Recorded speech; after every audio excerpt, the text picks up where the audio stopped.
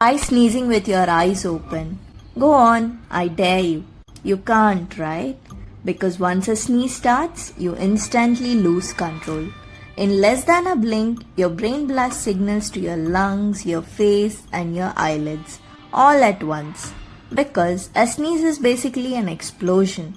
Air and particles rocket out of you at nearly 160 kilometers per hour. Your eyes slam shut automatically. It's your brain's way of protecting them from the blast. So next time you feel that tickle, try to keep your eyes open and see if your brain lets you.